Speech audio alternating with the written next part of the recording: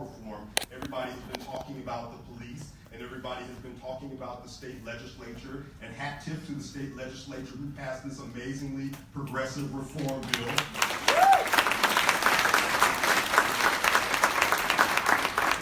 I mean, it ain't perfect. There's a lot of good stuff in there, right? And these people who sit before you today are vying to be the people who will help implement what that law looks like in practice. And the other thing that we learned in our polling and focus groups was that a lot of people didn't know that the district attorneys are answerable to no one but the voters, and that is you, and that's why we're so glad you're here. Our public education campaign has been invested in making sure that all Massachusetts residents, not just voters, but residents, because the residents are also impacted by the decisions and the policies of the district attorney's office. But we want to make sure that they are engaged and aware and know about the power and the influence of the district attorney's office, from charging decisions to bail requests to sentencing recommendations to the use of civil asset forfeiture funds to the decision on which cases get appealed and to what influence they exert inside of the legislature and how they promote diversion opportunities and treat young people who are in our system or people who are suffering from substance use disorder. So these are a lot of the things that we want to be hearing from these candidates. But in addition to engaging and making sure folks are educated, there's a lot more that can be done. I invite you all to visit our website, www.dadifference.org. There's opportunities to learn more about what district attorneys do. There's opportunities to engage more, involve in court watch trainings, and find out if you've never been a defendant or a victim or a prosecutor or a defense attorney. Many folks don't have an idea of what happens inside of our courtrooms on a day-to-day basis. And it's important that folks know, because in the latest data we have for 2 years, it shows that over 90% of the cases prosecuted in Suffolk County were district court cases. These are lower level offenses, not that they don't have significant ramifications or impacts, but they are low level cases. How do we deal with those? How do they propose to deal with those? We're also going to be doing canvassing, not to support or endorse any candidates, but to make sure that the citizenry and the residents of Massachusetts and in Suffolk County in particular are engaged and active and paying attention. The What a Difference a DA Makes campaign has a host of partners, many of whom are in this room, NAACP, GBIO, the Massachusetts Bail Fund, the National Association of Social Workers, EPICA, Families for Justice is Healing. Too many to name. I'm going to forget some people, and some folks are going to be mad at me. But if you go to our website, dadifference.org, be sure you can learn more.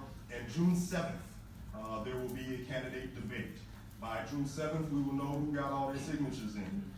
There's talk of 7 candidates. We see 5 here. We'll see who has their signatures on them. But June 7th, there's handbills that I'll make available. They'll be outside.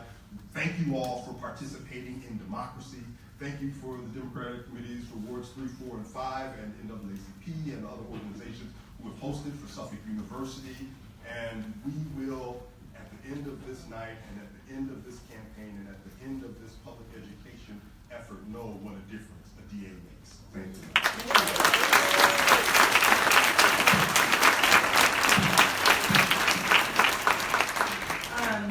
I want to just introduce the candidates. They'll have a few, in a few minutes, they'll be able to do their opening arguments.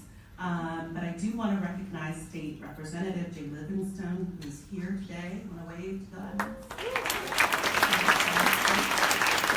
I also want to note that there are no, part of the rules, no campaign signs are allowed in the room. And if you do have a campaign sign, there's a table outside for which you can put those campaign signs. But let's tell you who's here. Evandro Carvalho, who's the current state representative and a former prosecutor in the Suffolk PA.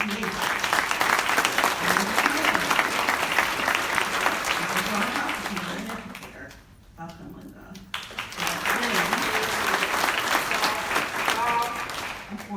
Greg Henning, a former teacher and supervisor. Other than Evandro Carvalho, who are the others, please?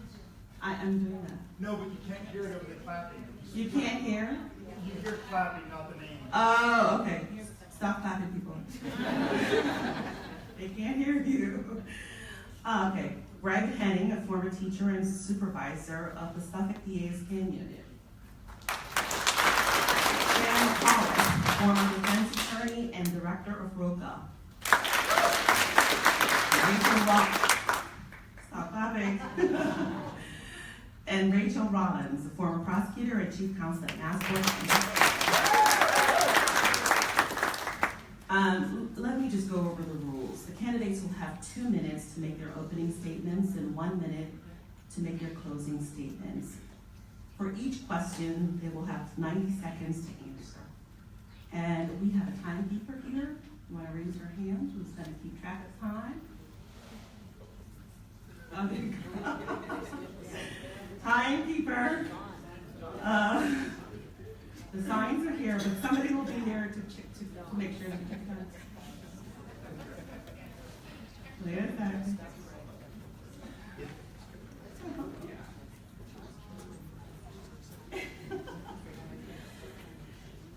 It's a live event.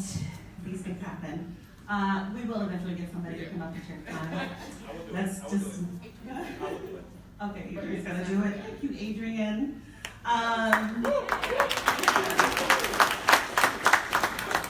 If your name is mentioned in one of the comments, you have 30 seconds, candidates, to respond. And we found the timer. To the audience, we want to hear the questions and we also want to hear the answers. So we are asking you not to applaud. We can do that at the end. We have index cards that we've given out, and so if you have questions, please write those down. Someone will be here to collect your cards, and I'll ask them throughout the night. Okay, let's begin. Candidates, starting with you, Linda Champion. Tell us about yourself. I'm sorry, one thing I needed to say was that we're asking the candidates when you're answering, please stand and answer questions. Thanks. Good evening, everyone. My name is Linda Champion. The Council of State Government has 3 areas which provide the sense that you will feel safe. One is education, one is housing, one is jobs. I've worked organically within this community, and I've been an educator, I've been a prosecutor, and I've been a litigator. It is my hope that taking the culmination of all my years of experience, both in civil litigation as an assistant district attorney in Superior Court, as well as all of my experience working within the affordable housing market, and also working here at Suffolk University as an adjunct professor for 15 years, that I can take all of those things and bring to the table what will be an environment where we can have a partnership so that everyone here can feel safe. I'm currently the Assistant General Counsel for the Commonwealth of Massachusetts. I represent the Workers' Compensation Trust Fund. I've spent most of my time advocating for consumer protection rights. I've done most of my work privately and quietly.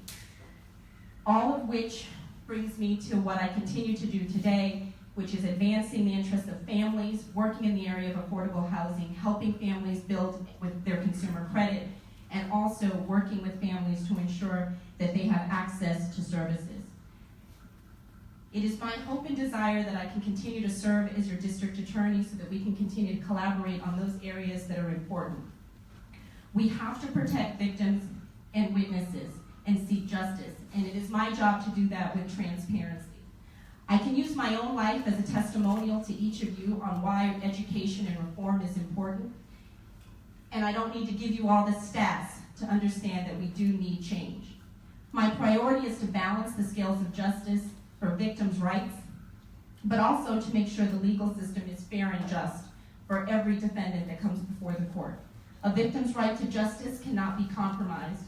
Talk to Mary Franklin. Ask her, the victim of an unsolved murder, or the family of 3-year-old Kanai White. Mary's rights and Kanai's rights take priority. I'm in this race to focus on what is priceless, and that is the lives of our residents. Thank you.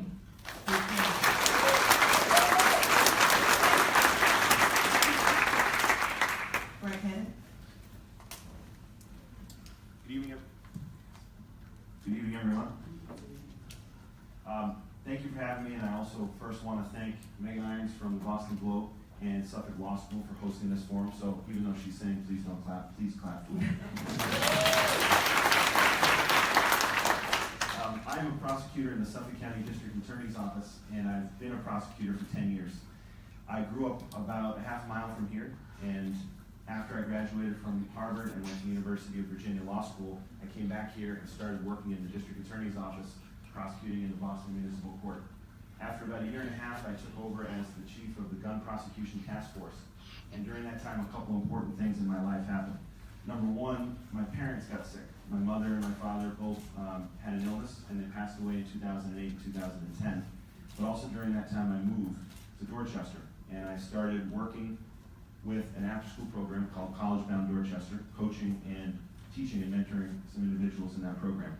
And on the first day that I was there, I recognized that one of the students on the team that I was coaching was actually somebody that my unit had incarcerated. So that opportunity for me was a turning point in my career. I became a teacher after that, and then after teaching, I returned to the Suffolk County District Attorney's Office, where I've been the supervisor of the gang unit since October 2016, and also been prosecuting homicide cases.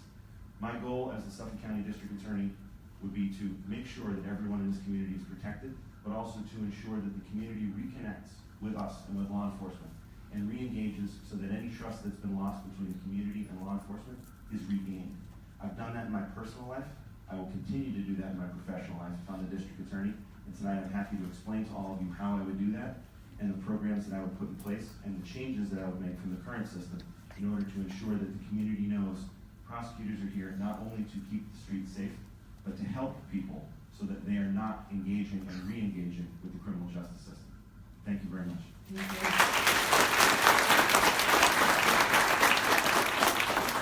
Rachael Rollins. Hi. Thank you. My name is Rachael Rollins, and I am really honored to be here. And I appreciate you guys giving me an opportunity to try to gain your trust and to get your vote to be the DA. I'm going to give you 3 reasons why I'm doing this. The first is my daughter. She's 14 years old, and I want her to see strong women running for office. And I want her to see strong women that look like her running for office. We need more people of color in elected positions. We need more women. We need more first-time candidates. The next 2 reasons are a little bit more complicated. I have 2 nieces that are 9 and 5 years old, and about 3 years ago, I received a number of phone calls from the Department of Children and Families telling me that their parents had gone into crisis due to the opioid addiction issues, mental illness, and incarceration. I was assured it would be 2 to 3 weeks that I would have them. 3+ years later, I am happily still their guardian, and it was one of the best decisions I've made in my life, and they are 2 of the best things that have ever happened to me. But 1 in 28 children in the United States have an incarcerated parent. And of those 1 in 28, 70% statistically are going to cycle in and out of the criminal justice system. And to that I say, not on my watch, for my nieces or for the youth of Suffolk County. We need a district attorney that can envision a criminal justice system that is fair and just for everyone. Prosecutors under my watch will play a huge role in bringing fairness and equity and compassion to the criminal justice system, diverting people to the services that they need. We will no longer be criminalizing mental illness, addiction, and poverty, which we do right now.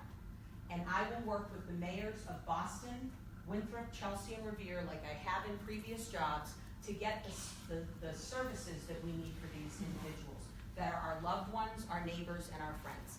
I look forward to explaining more to you, and I hope you give me a chance. Thank you.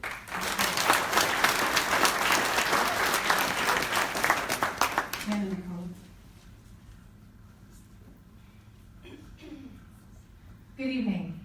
When I walked through the doors of Suffolk Law 25 years ago, when I was 25 years old, I was filled with hope, possibility, and purpose.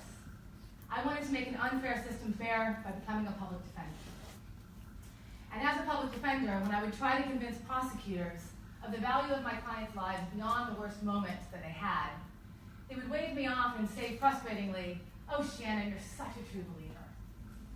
You know what? I am. Here I am 25 years later, at my alma mater, where public service means something, and with the same hope, possibility, and purpose to make an unfair system fair, but this time as your district attorney. People ask me why me. The job here is to fight injustice, and with every job I've chosen, I've done just that. My first job was as a federal public defender. I represented undocumented immigrants against a harsh federal prosecution. My second job was being a public defender here, 12 years. Day in, day out, on the ground. I represented over 1,000 clients in all 10 courts in Suffolk County, and I saw the systemic racism and injustice that takes place in our courtrooms every single day. I then left and I went to ROCA. I became a director at ROCA. It is a smart, strategic alternative to jail. There, we worked with gang members and empowered them to turn away from crime. I led 2 sites. I led teams of people deeply involved in change work. Both sites went from underperforming to highly performing, and of the young men at ROCA for 4 years or more, 79% had no arrests for any new offenses. I decided to run against Dan Conley because I don't believe in waiting around for justice. And I'm proud to say that I'm the only one up here who didn't wait for a job opening. I was motivated by my purpose to make systems that are unfair fair for everyone. Reform needs a reformer, and that's who I am. Thank you. Thank you.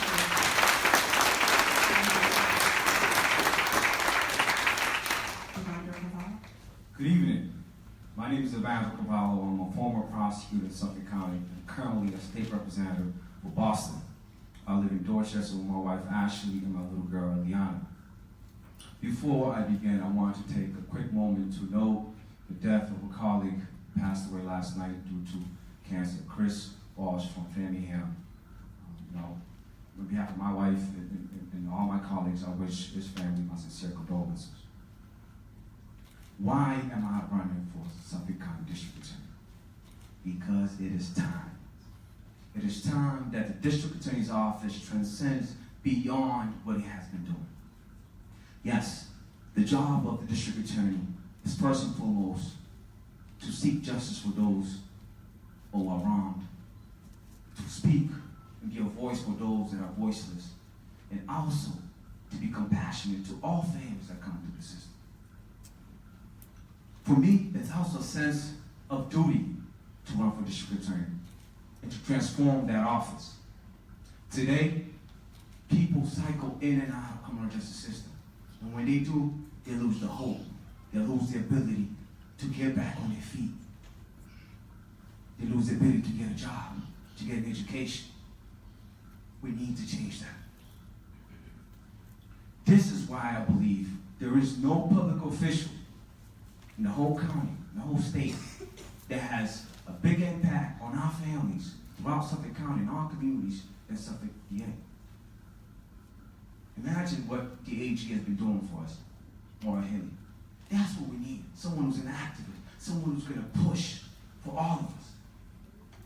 I live in Dorchester. I represent Dorchester and Roxbury. My constituents know they deal with it every day, the criminal justice system. They are trapped without hope every day. That must change.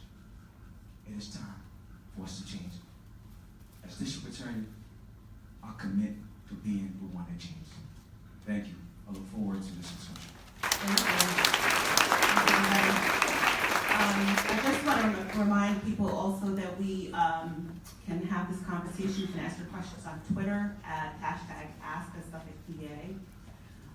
My mom just reminded me that Twitter is saying, my mom is at DA, and she's texting me to say that there's a bug on Twitter, but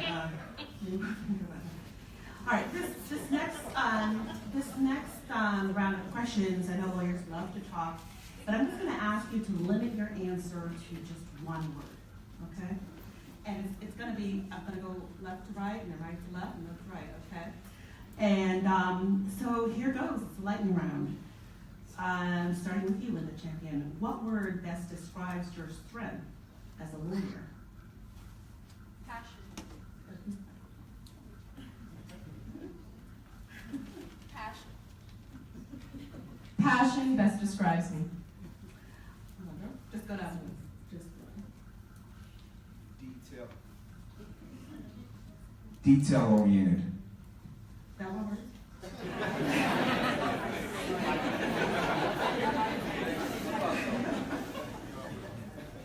Just keep going.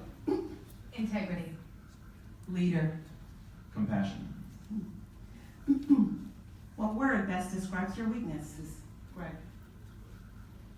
What word best describes your weakness?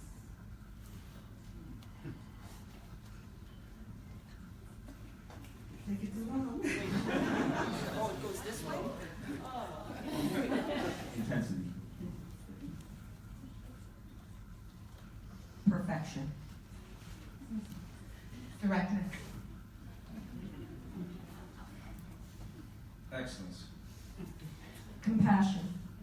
Are those weaknesses?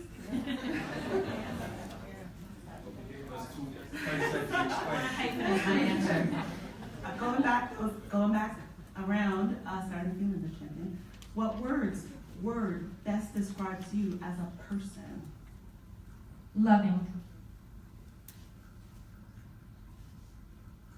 Caring.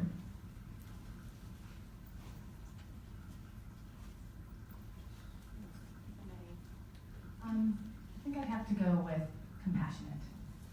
Nurturing. Honest. And one word. Why do you want this job? Community. Reform. Transformation. Transcend. Change.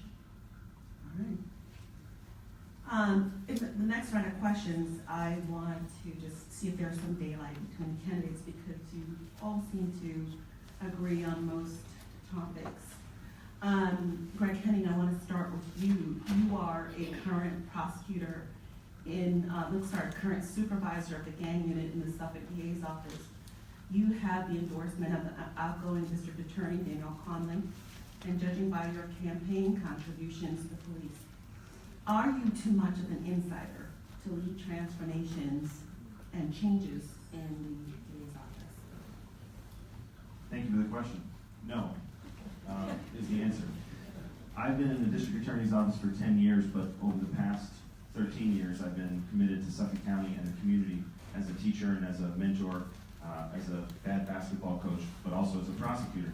And if you know me and have worked with me at all, you know that much of my time, especially over the last 5 years, has been spent getting yelled at by police officers because I'm not doing what they want, or I'm giving them advice or suggestions that they don't want to listen to. I'm also part of a group of people that are committed and devoted to justice every single day. The people in the Suffolk County DA's office are underpaid and overworked, but they're focused on doing the right thing, and I'm proud to be a part of that.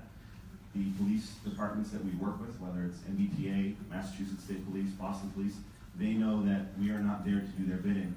And when there are situations that have happened recently, an MBTA police officer involved in a beating in Dudley Square, a Boston police officer involved in a racially motivated attack on an Uber driver, our office prosecutes those people and convicts them because that's the right thing to do at the time. I'm proud to have the support of people from the community, and that includes people who are law enforcement agents, but also includes people who are colleagues of mine, members of the defense bar, people who are doctors and social workers, people who are in this room, people who work with me at school, people who are my students and who are on my basketball team. So I'm proud to have the support of a wide range of people from the community, and I continue to build that support as this race goes on.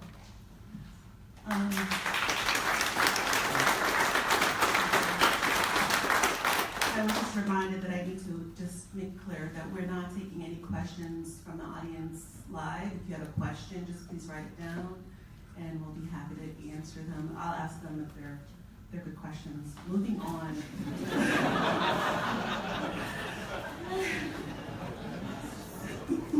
Moving on. I thought I'd ask you, Rachael Rollins, and Shannon McAuliffe, this one question. You both have a very strong resume, solid leadership positions in your career. But Rachael Rollins, you were a prosecutor in another county, and Shannon, you were a defense attorney for a long time at Avoca. Are you too much of an outsider to be able to lead a team of career prosecutors, and how would you be able to convince them that you can do this job? I'll start with you, Shannon, and then Rachael. Thank you. So, I think the two main ingredients for this next district attorney are legal experience and experience leading reform.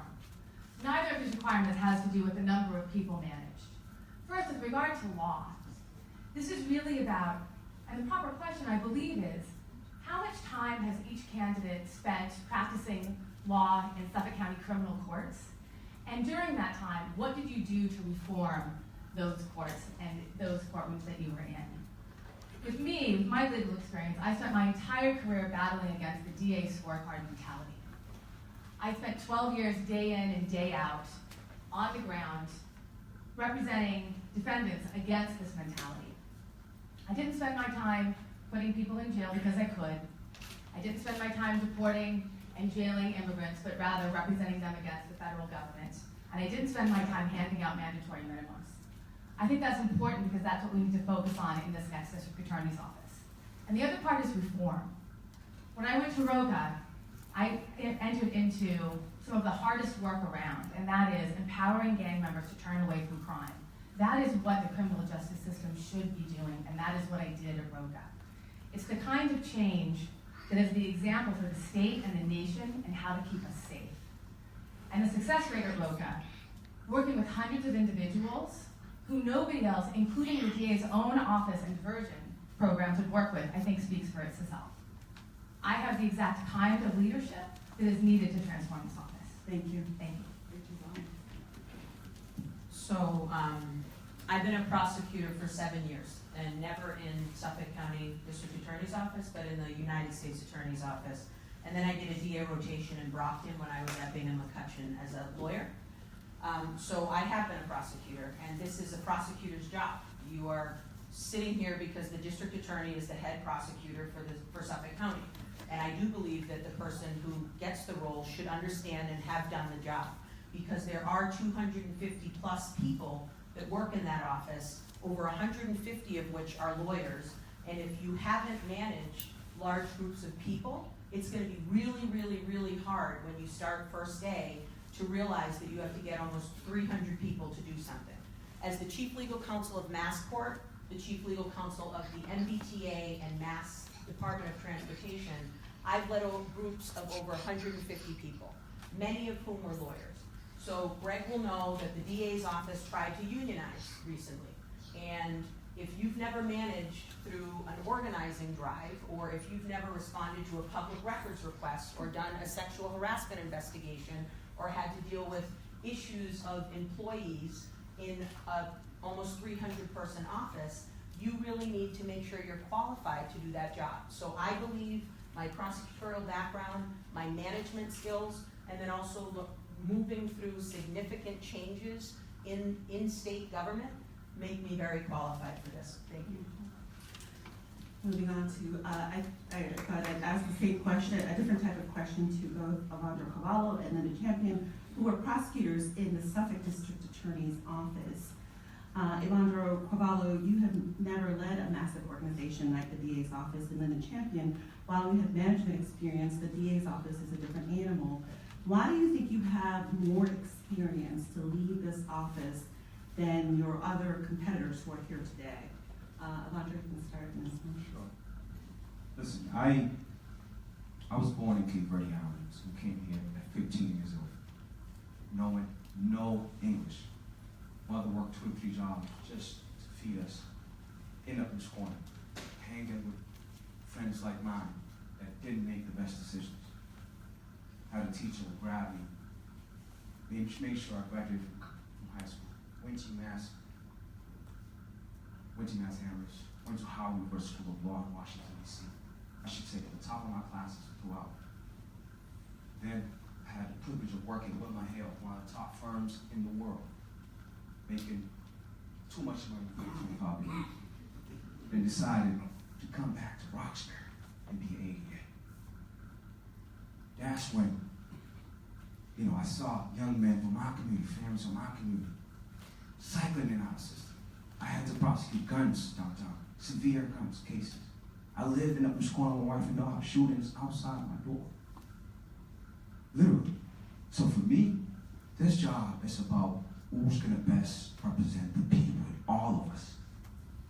How do we make sure that we have someone who's going to make sure that the office transcends what it's been doing, which is prosecute cases, probation, jail, come back.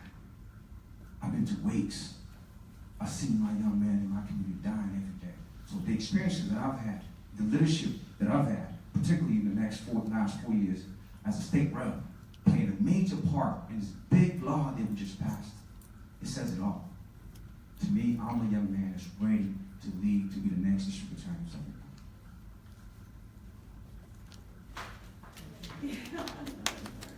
So if I get these sections wrong, I know the bloggers in the room will correct me. So let's just make it blunt. Mass General Laws, Chapter 12, Section 12 says the district attorney's role is to manage and supervise those assistant district attorneys under me, but also to represent the county in which I serve in civil matters pursuant to those claims filed under Chapter 258, I believe. Bloggers, I'll wait for the response when I get home. Okay, so now, what makes me qualified? I have practiced before the federal court. I have practiced before the Superior Court. I was a Superior Court Assistant District Attorney. I currently represent the Commonwealth of Massachusetts with the Workers' Compensation Trust Fund. The work that we do is vital to the integrity of the employment process because I look at under Chapter 65, is that right, Amy? Chapter 65, those sections where employers are working in this Commonwealth, they are utilizing labor. That labor is not protected with a workers' compensation plan and significant bodily injury occurs. And then let's cut the padded resumes. You need somebody who understands the community, who knows fundamentally what the community needs in order to be safe. Why are we even having this discussion about what a difference a DA makes? Let me tell you, in one sentence, the district attorney makes the decision to prosecute or not prosecute a case. That alone is important to you. So I am qualified to lead because I work within the community. I practice before the courts in the Commonwealth. I practiced in district court. I've worked in the office and I understand the strengths and weaknesses of that organization. Thank you.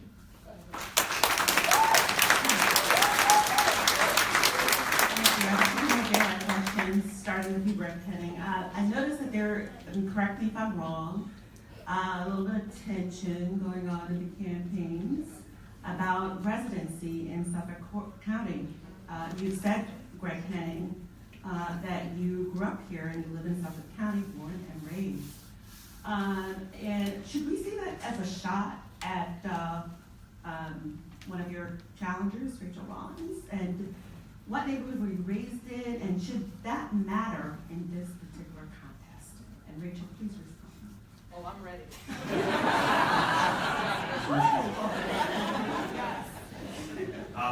So the question about residency in Suffolk County, the requirement is that a person reside here one day before the election, but the real issue is the person who stands up as the district attorney able to represent the community and also able to understand the issues facing the community and have a legal background in this particular community to understand how cases are prosecuted.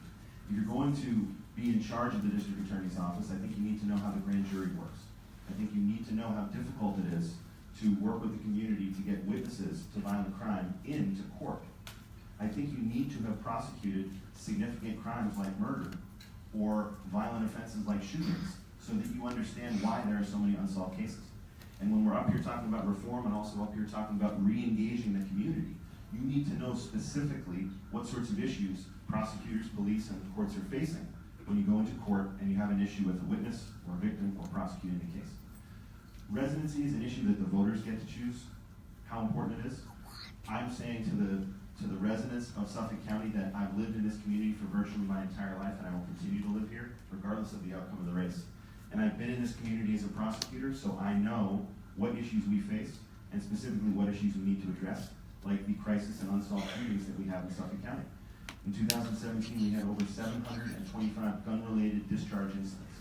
That doesn't mean 700 people hit, but over 700 times where guns went off in the community.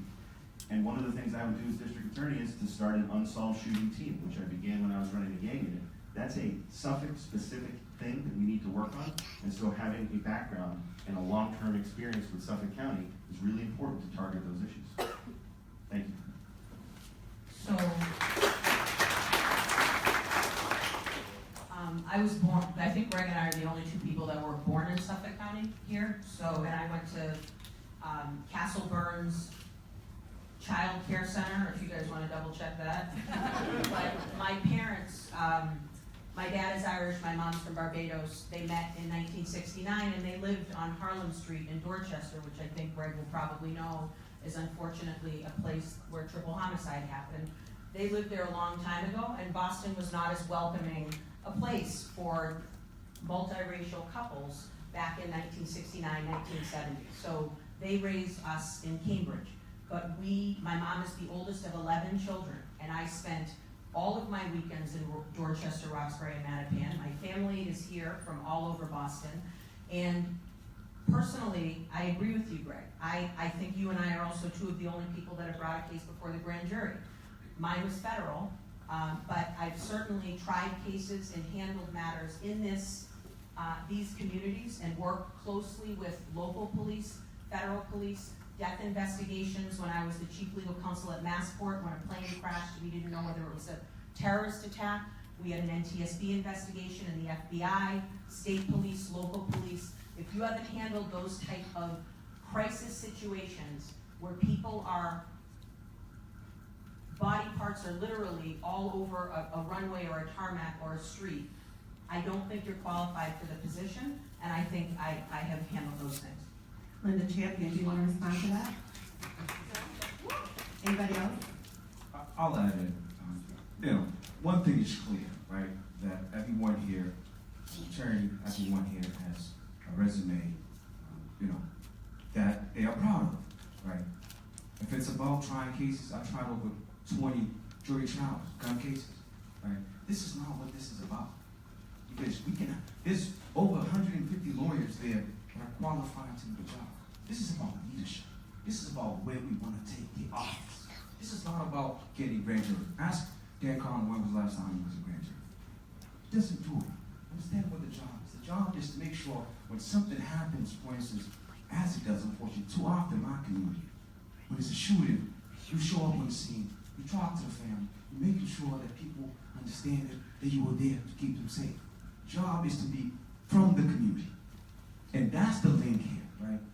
That some of us do not have, which is how do you go up to Upham's Corner, to Board in Geneva, and talk to that family, talk to the witnesses, talk to the survivors, and make them feel safe, make them feel that you're going to go hard to make sure that their family have justice. That's what the job is. It's not to be in trying cases. We have homicide units. We have all sorts of units that are going to focus on doing the job, right, on a daily basis. And yes, you have to have an understanding of that. But it's not the technicality of this. It's the leadership. It's what you intend to do with the office. And I'm saying I will transcend it beyond just what it's been doing. To be in the community, to understand the individual, to go to the wakes, to visit the families, right? Tom. The great thing about the court system is if you guys want to look at records, you go to the PACER system, you type in the attorney's name, it will tell you how many cases they appeared on, what case it was, and what they did in connection with that case. Were they the lead attorney? Were they not the lead attorney? For those fact checkers in the room, I thought I said I was an assistant district attorney in Superior Court, which means if you are a Superior Court prosecutor, you have to present cases to the grand jury, which means you go, you put your name on the board, whenever Linda decides to call you, you go in, you present your case. The grand jury sits for 3 months. There are 23 members of that grand jury. You need a quorum to get a true bill. You don't get a true bill, you get no bill. So when people say it gives you information, you guys are the voters, check the facts. Don't listen to buzzwords. Don't listen to sayings, oh, I did this, I did that. Go and check for yourself. There is a docket at the court. Unlike the transparency that may not exist within the district attorney's office, which with respect to stats and information that you guys may feel is relevant, the courts actually give you the information. You can go and see what case I did. The last trial I did was in Springfield before Judge Rose, and in that case, it was a wrongful death case where a trucker got into a truck, drove interstate, the truck flipped over, carjacked him, he was dead on arrival of the police. He was out of the country, and it was my job on behalf of the Commonwealth to determine whether or not his widow and his children were entitled to benefits. If you want to know a record, go check the records. Thank you.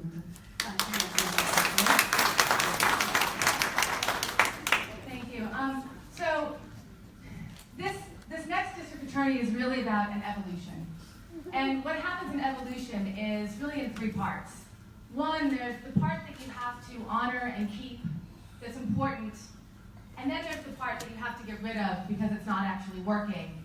And then the third, most important part, is the innovation.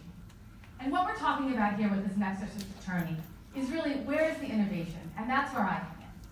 Yes, no, I have not presented a grand jury case. But if what you want is people to present to the grand jury, and you want the same old, then there are those candidates who have done that.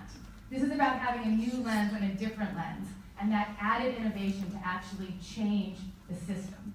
I've worked in reform, and again, reform requires a reformer, and that's who I am. And if that's what you want in the next district attorney's office, then I'm your candidate. Thank you.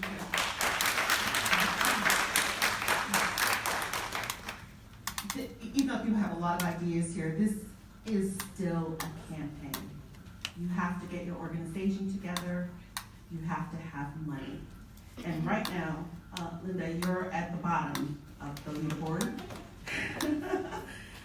Greg Henning is leading. It has $130,000 in cash. Shannon, $93,000 right now. Evandro and Rachael are at $53,000. How are you going to get through this year into September with so little money? So I'm so Proud of the fact that I have less money, because let me tell you what it shows you. I'm grassroots. I don't have the police behind me. I don't have lawyers behind me. I don't have legislators behind me, and I don't have endorsements behind me. But what I have are the hearts of the people of Suffolk County. If you go and you look at the money that I've collected, it comes from people. I can look in this room and look at all the people that I have worked with, that I have touched, that I have helped, that I have worked countless hours for. People that I have helped get a job, people that I've helped rebuild their credit so that they can buy a house, people that I have helped get into college through help with internships. So for every penny that I have collected, to all of you here, I thank you. Because what it shows you is we do have the ability through our own voice to change. And for all the people who are part of the establishment, I don't care who knows so-and-so, and I know so-and-so, and this one and that one is with me. Who I am with and who I will stand here to represent is you. I worked for you. I have worked in this community for 17 years for you. We have never asked of anyone anything, but we have asked for a fair chance for our voices to be heard, for us to have the same opportunity and access to housing, for us to be given the same opportunity for a job, not through a political appointment, not because we're going to hold some symbolic seat, but because we work hard, because we care about people, and we are willing to do the right thing. So what I say to you guys, you've heard what they said, let's show them what we can do.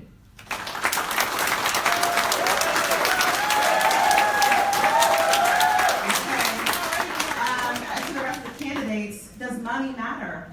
Greg Henning, you want to take that since you're the biggest fundraiser? So, not a loaded question at all, Meghan. I would say it's unfortunate that money matters to the extent that it does, and that money matters at all. Because when you start doing this, you think, when you walk into a campaign, I'm going to go out and meet everybody every day. I'm going to spend all my day shaking hands. I'm going to be talking to people about policy and issues. And then people say, well, in order to have those t-shirts that your campaign supporters are wearing, you need money. In order to have the signs, you need money. In order to drive around all day, you need gas money. And the money starts to stack up so that it becomes really more important than it should be. I agree that it's more important than it should be. But I don't measure the campaign at all by how much money we raise. What I measure by is how many events we go to and how many people's minds I change and how many people I convince to think about the issues and the way that the prosecution of cases in Suffolk County should be run. When I walk into a room and I educate people about the district attorney's office, that's the win. That's what I'm counting. So, for example, when I talk to people about what the district attorney does and they say, what's a grand jury? You explain that it's the sort of thing that investigates when there's a murder. It's the sort of thing that investigates when a teacher or an adult molests or sexually assaults kids, or when there's a domestic violence incident and a person gets hurt. The grand jury and the criminal investigation process is centered and a centerpiece to the way that prosecution is run in Suffolk County and in any office, and it is a centerpiece of what the new DA will do. So I focus my work on trying to educate people in the community. As Rahsaan said, 4 in 10 people didn't know that the DAs were elected. Many people don't even know what the district attorney does. So part of the work I do, I think, is about educating.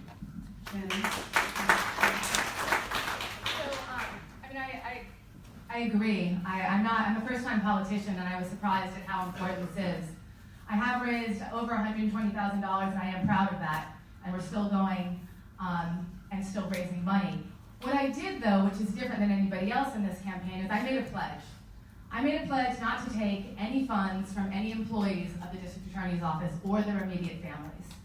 We're all running on a progressive reform ticket. We're all saying that we want things to be different.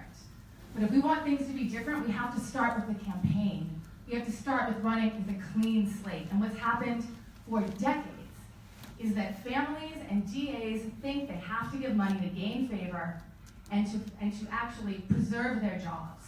Everybody thinks as soon as somebody's running, that if the next DA comes in, they're all going to be fired.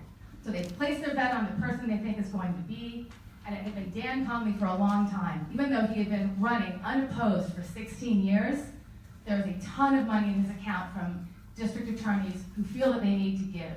It's unfair.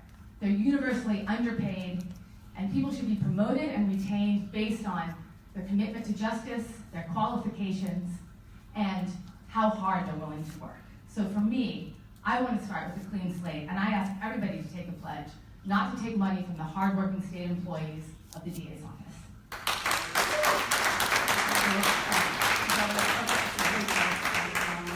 Next, and do you accept the pledge? So I just think it's a wonderfully privileged place to be able to decide where you get to take money. And just a tone-deafed, not hearing place where there is a massive income and wealth disparity between people in Boston. And it is based on race. And I will tell you that of the 5 of us sitting here, there are 2 people that were able to loan themselves $10,000 to start a campaign. I'll make you guess who you think those 2 people are based on the statement I made. And what I find really interesting is just the sense of entitlement there, that you can think that you can dictate to me where I'm permitted to make decisions about how my campaign is going to be run, and more importantly, that you are able to decide where money comes from for you, but you don't get to do that for me. So thank you. I'm going to let you get a chance, but it seems like the comment is directed at you. Do you want a 30 seconds to respond? Shannon? Sure.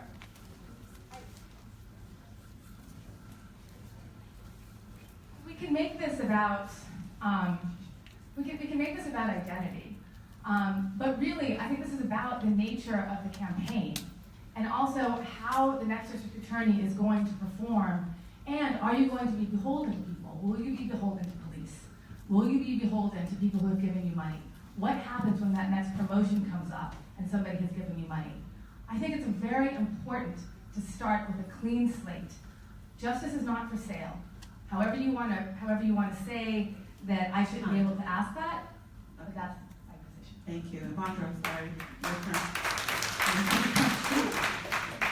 We're just getting started. We haven't even gotten to the issues. Okay. Yes. I mean, honestly, it's a known fact that people of color and women, particularly women of color, have a tough time raising money in elections.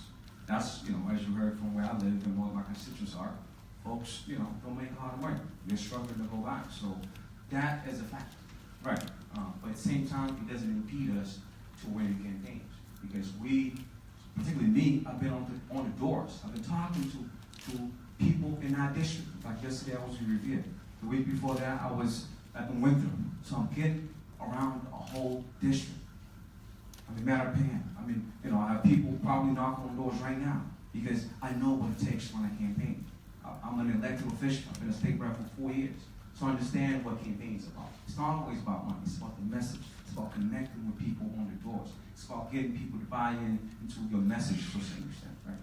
So I am proud to run a grassroots campaign. We're going to be hitting doors every single day like we have. And we believe we're going to win this campaign because the community needs us. The community needs us, right? Because we've been on the ground. I been pushing for criminal justice reform as a state rep. Transportation issues in our community, networks. So folks know that I am here to work with them, to push, to make sure that we change it for the better. So I honestly just feel like when I walk in the door, when I talk to a woman in Mattapan, and she knows who I am, knows my story, and knows what I'm about, she'll vote for me. So that's what I hope, that ultimately money won't be the biggest factor in this race. I want to get to the point about the role of the DA. This next question, I'll start with you, Linda Champion. Do you think that only a prosecutor can serve successfully as a district attorney, and why or not? And then I would like Shannon McAuliffe to respond, since you have a career as a defense attorney.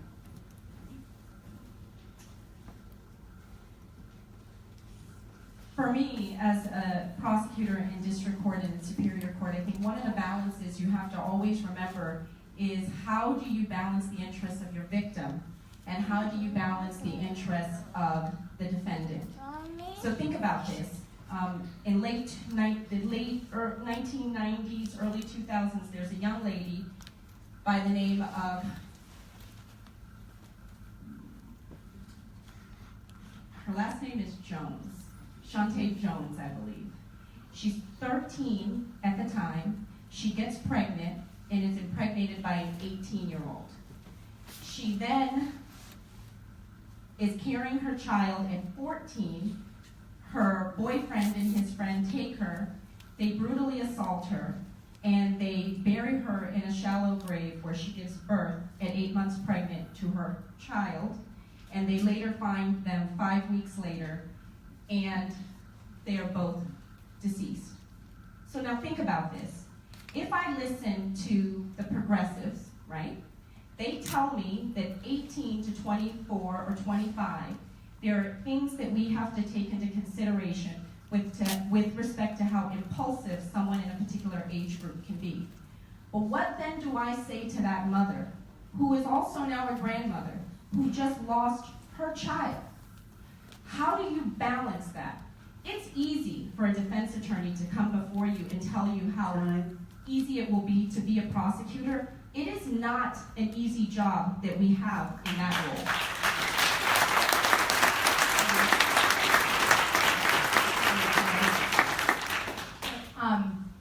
There's nothing about this that is easy. There's nothing about this, about being in courtrooms where you're dealing with crime, you're dealing with victims, and you're dealing with defendants, that is easy.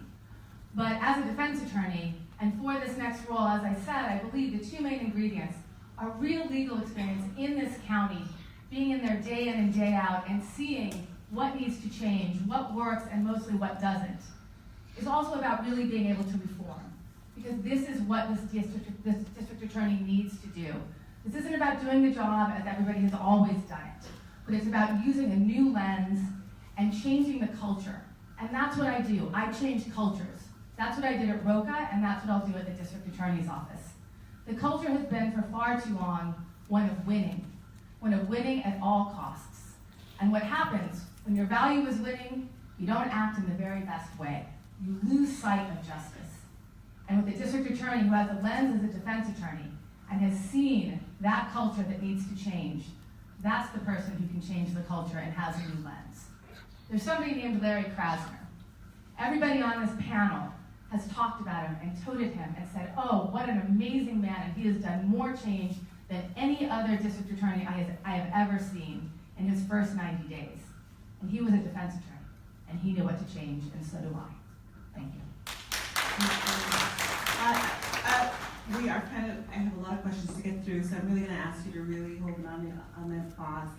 And I'm going to ask a different question to Greg, Henning, and Rachael Rollins, and that is, do you think the district attorney should be an advocate for the people?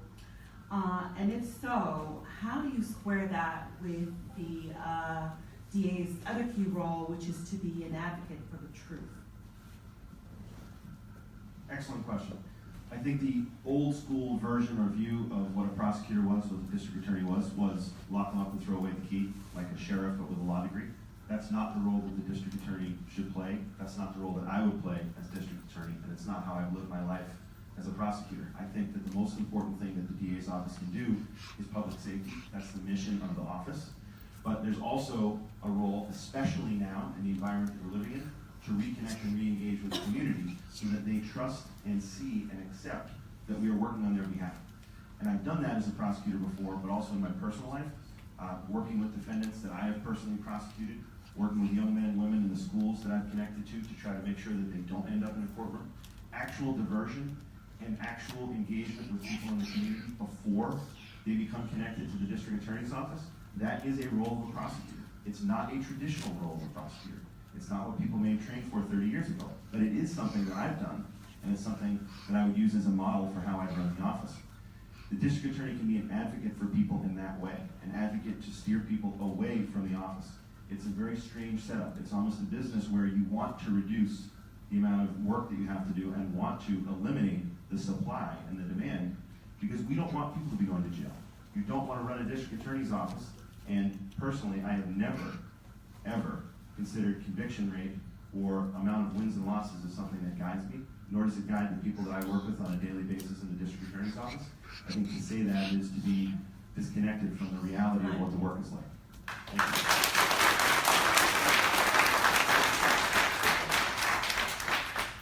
you. Yes, I think that with respect to this office, we need to work really hard at establishing a better relationship with the communities of Suffolk County. There are huge parts of Suffolk County that believe that they are over-policed and over-prosecuted. With the opioid crisis, now every single part of Suffolk County needs to think really hard about who their DA is and what the skill set is that they have. With respect to, I think you can do both things. I think you can absolutely advocate and work with the community while searching for the truth. I think that what we need to do, though, is there has to be a removal of some of the functions that the DAs currently do. I am blessed to volunteer with the NAACP in Boston. I have the complaint line. I get all of the complaint calls. So clearly I must have done something wrong in a different way, but I do get all of those calls, and I return those calls. But I get a lot of calls about people feeling like they are treated poorly, or they whether it's they're not getting calls back from their criminal defense attorneys, or that they feel like they were treated badly by the DA's office, or went into a courthouse and were treated disrespectfully. I think we need to work really hard at reinstituting people from Suffolk County, people that look like a lot of the defendants that churn through our system, to work in our office, and I pledge to do that. Thank you. Okay. This next question is on Dr. Rollins and the answer. The Suffolk DA's office has 151 lawyers. Of that number, according to the DA's data, 131 of them identify as white, 10 black, 6 Asian, and 4 Hispanic. Is diversity a key priority for you? How would you rank it in your top 5? Well, I want to also say that 37% of the defendants are black, 27% white, 16 Hispanic. Diversity and training is the single most important thing in my to-do list. First day of getting to work. When I work as the DA at Suffolk County, that's the first thing I would step to do. In fact, if you look who I am, the leadership of that office would double in terms of who looks like us, right? So for me, making sure that DAs, even DAs that currently didn't get the training, implicit bias training, to understand the communities that they serve is critical. Also, to implement policies to make sure that we're hiring people that look like the communities that they serve.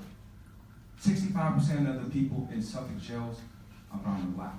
Virtually every community in Dorchester and Roxbury and the communities I come from are touched by Suffolk County. 52% of the population in prison is brown and black. Mind you, brown and black is 20% of the population.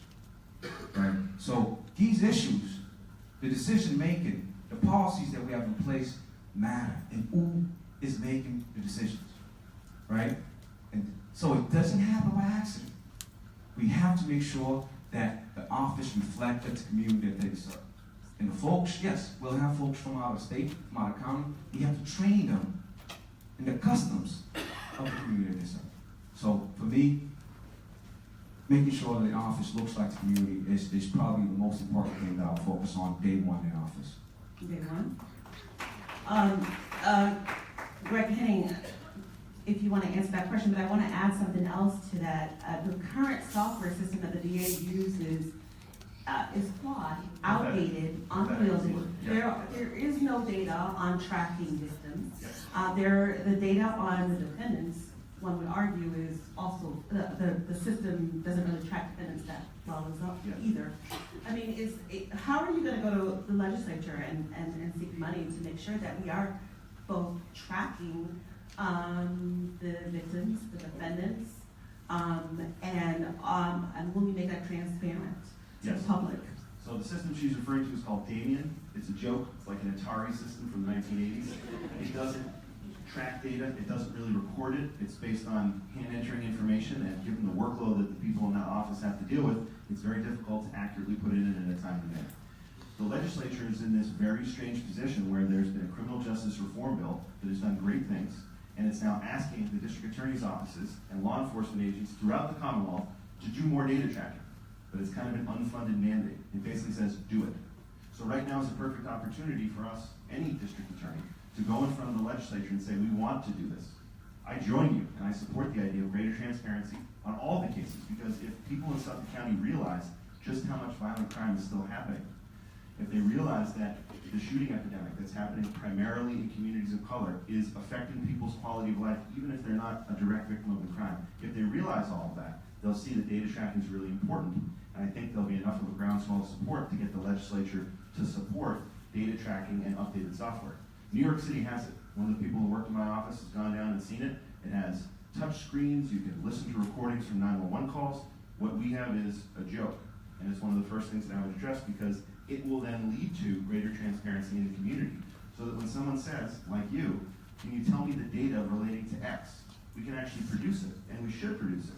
But we can't do that right now. Speaking of transparency, Rachel, you want to respond to that? Answer this also if you can. Dan Connolly has made video evidence, something that he does, available early. Is that something for the transparency that you would also institute or keep as if you were elected? So, with respect to the Damien system, it's really easy to say we're going to shift systems. When I was the general counsel of the Mass Department of Transportation, we went from the ALAR system at the Registry of Motor Vehicles to a new system. And it literally took years of the RFP process, walking through all of the different steps that need to happen, like shifting down from that system. So like people have said all day, it's very easy to talk about, yeah, when I get there, I'm going to do X, I'm going to do Y. It is painstakingly hard to make changes like that in the system. It is absolutely possible. We will absolutely do it, but it takes a process. Have you ever drafted or issued an RFP, a request for productions? None of this is the sexy part of the job. This isn't standing in front of reporters talking about how you're going to change. It's the hard work every day, the 15 hours of dealing with the administrative piece of what you need to do. I really believe that we have to work hard on that. With respect to DA Connolly's video evidence, are you speaking about what he was using in the Aaron Hernandez trial, or was there anything specific that you were talking about? Shootings, that kind of thing? I didn't hear you. Shootings. Yeah, so I believe that there are things that the district attorney currently is doing with respect to evidence that is positive. I don't believe that there is transparency with respect to turning it over to defense attorneys quicker, which I think we can talk a lot about doing, and having possibly an open file mandate in our office that we would allow access to defense attorneys early in the process. Yeah. And then further, I think we can ask two questions. Oh, all right, Okay, I'll finish. Finish that. I will. All right, thank you. Sorry, I kind of doubled up on that. That's okay. Jan. I wanted to just respond to the issue about data and about measurement. So if you're going to stay in the box of prosecutors and bureaucracies and RFPs, certainly it's going to be really hard to do. However, we are in 2018. criminal justice is one of the hottest issues around. You could go to MIT or Vera, they would be clamoring to measure these systems and clamoring to measure how the differences and how the different procedures would actually affect that. So that is something we can do, it's something we should do. It's not something that should take years and years to go through a bureaucracy, but it's like what we did at ROCA. At ROCA, we measure everything. We took the change process that a gang member goes through and figured out which benchmarks do we have to hit to get the outcomes of reduced recidivism and increased employment. If ROCA can do that as a nonprofit, certainly the district attorney's office could go to one of the many colleges of the Vera Institute and ask them to do the same. I have to respond to that though. But this is the difference between a nonprofit and a public organization, is that and this is why you have to have led an organization before, where we are mandated to follow the law of the Commonwealth. So I love that you would want to change it, but that's the problem, is that we either have to think creatively like that, which I'm all for, but we are where we are right now. The RFP system is what the state and local governments use in order to get services. Period, end of story. I'm sorry to be the skunk at the garden party, but that's the way we do it. So it's wonderful in a nonprofit world not to have to. You're legally obligated to do it in this circumstance.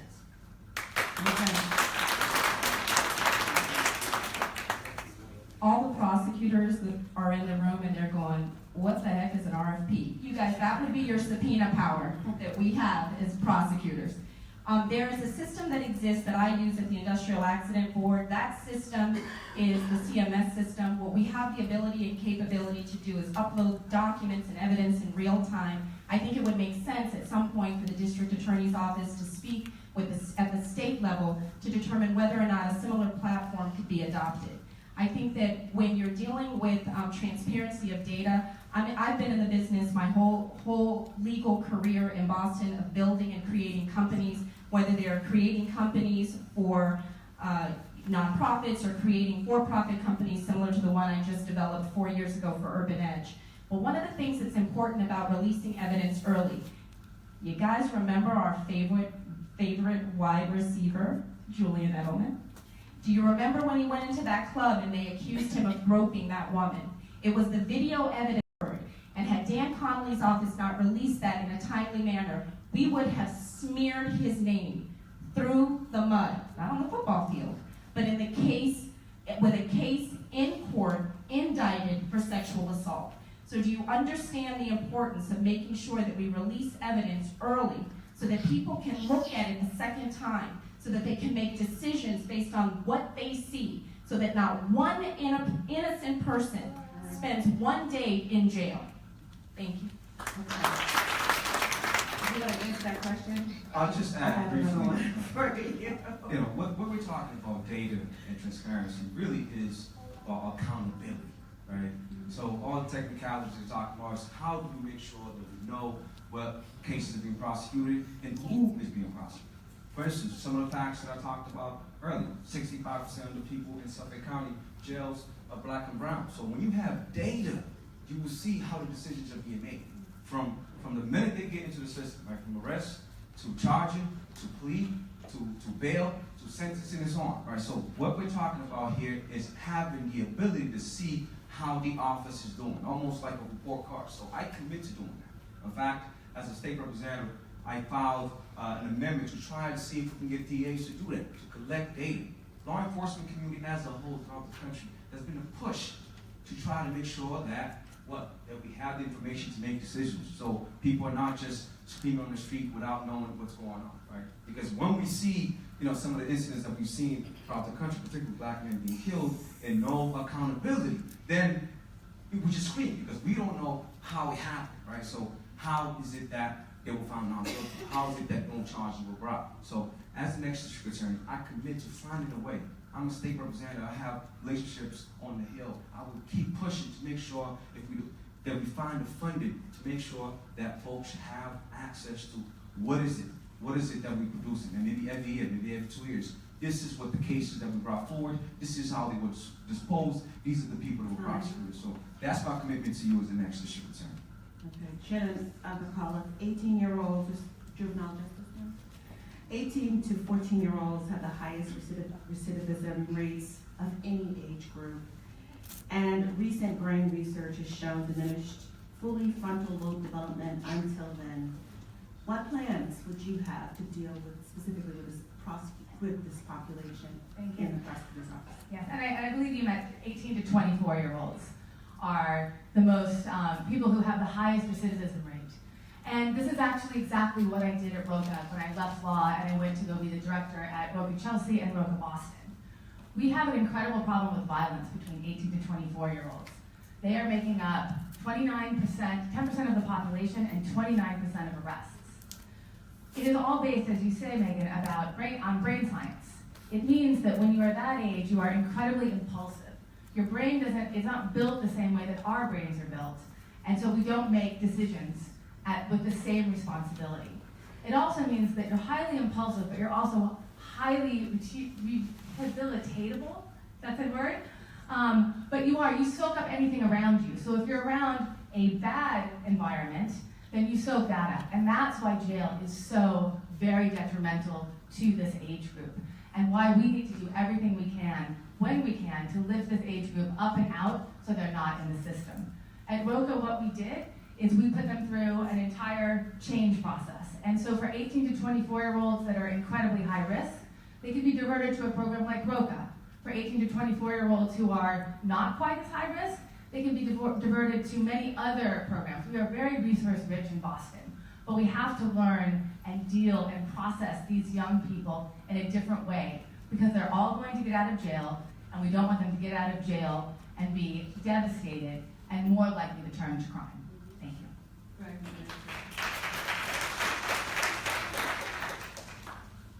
One of the things that the criminal justice reform bill that just got passed did is it strongly encouraged the sheriff's departments to separate out young adults and have young adult housing that would keep 18 to 24-year-olds separate. I really support that. When I was teaching in a classroom, I had 14-year-old 7th graders, I had 21-year-old high school seniors. They are not the same people. They need to be treated and separated out as they're going through the process of rehabilitation if they're in custody or in classrooms and in a classroom setting. So I would strongly support having a young adult housing set up, but I also would support having a young adult session so that our courtrooms treat 18 to 21 or 24-year-olds differently than the people who have been through the process and who are now lifelong, unfortunately, or habitual criminals. They should be treated in a different way. One of the things I would encourage my office to do is to follow the lead that I've taken in trying to engage with the community personally, but also giving them the opportunity to do that on their own time. So something I call the LEAD program, L-E-E-D. Excuse me, law enforcement early diversion. If I can get people from my office, the same number of people who show up at our community events, the people who've shown up here, to take on the role of mentor or to take on the role of a young adult in the lives of the people that we're working with, that's 20, 30, 60, 100 people that we can use so that when a principal calls or a dean of students calls and says, I have a young man or woman who's in crisis and needs assistance, we can engage the prosecutor or anyone else in our office with that person before they might become involved in the criminal justice system. And it does two things. One, the diversion aspect, but two, it helps bridge the gap between law enforcement and the community, which has been falling down. Thank you.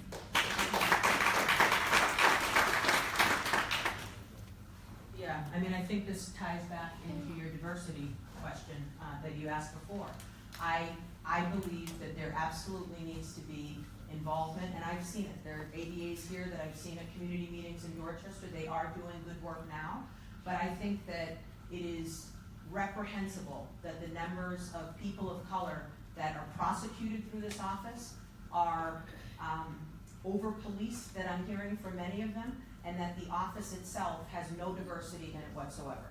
I think Commissioner Evans at least is trying to do that with Chief Gross, but I believe that the Suffolk County District Attorney's Office is not doing its job. It needs to better reflect the community that it serves. And whether people think that means growing up in, I love to say the Ink Block is nothing like H Block.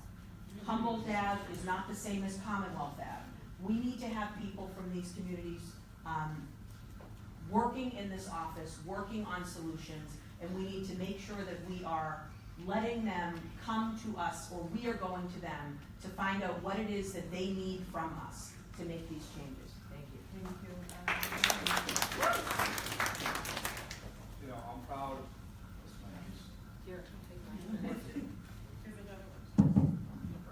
works now. So I'm proud to have, been part of a major movement. In fact, I see James Mackey and some young folk that push for criminal justice reform. I see many of you here today, and in fact, today we're going in the right direction in terms of juvenile justice. We are going to allow juveniles to raise some of their records. That is expunged. It goes away. We have raised the age of criminal responsibility from 7 to 12, right? To make sure that we stop the secluded prison pipeline that happens in our community way too often.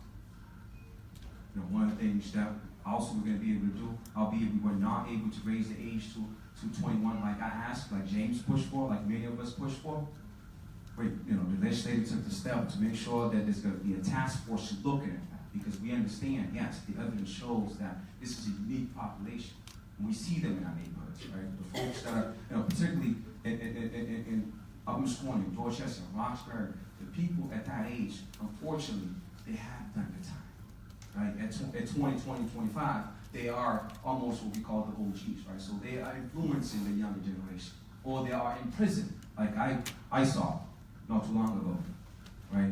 Most of those individuals are in prison because we did not do what we could do before them, right? We have to pause the system to make sure that when a young person makes mistakes, we try to give them a second chance. We divert them from the system, right? In fact, I know there's a good program in San Francisco where they have youth court, right? To look at how do we, again, engage this young population, because they, if not guided, if not properly rehabilitated, they can be dangerous, unfortunately.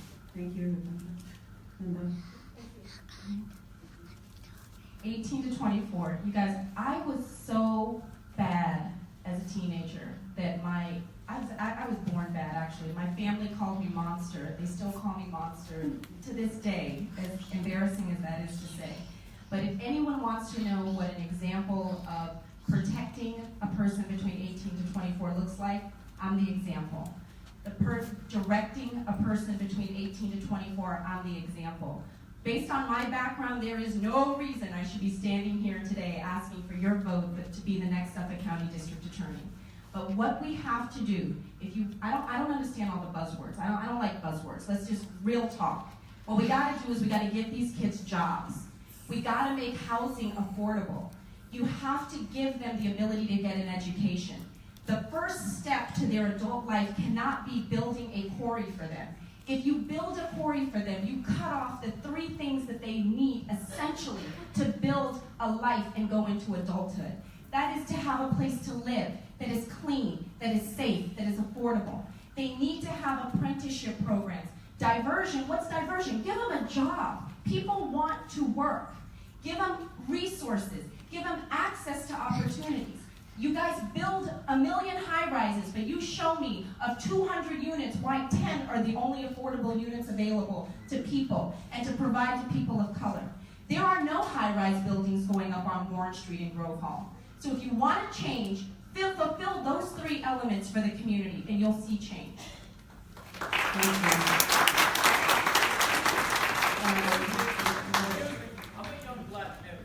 I'm sorry, you have to write your questions down. I'm moving on to the next question. I'm sorry, sir. I don't want to interrupt because I believe your issue is really important. I'll ask a question if you write it down. How about you? Yeah. That's all I want to know. Yeah, I'll ask a question. What type of, how much of this seed money would you use to reinvest into this youth money that you're talking about right now? Can I take the question? Yeah. What's your name? My name is Terry Senesian. Say it again. Okay, we have a program. My name is Terry Senesian, and I'm representing a group, a program called I Have a Future, and it's basically a group who's just basically here for like youth like me. We got your question. We got your question. Thank you very So, much. Write it down. Tyrese's question was, how do we reinvest some of the money into the community for youth programs? Tyrese, here's one of the answers. The incarceration rate in Suffolk County over 2011 to 2016 in the Suffolk County House of Corrections was actually down about 32%. Mass Inc. did a poll, so about 1/3 of what it was back in 2009 to 2010. The budget for the Suffolk County Sheriff's Department actually increased over that period of time, despite the amount of prisoners going down 1/3.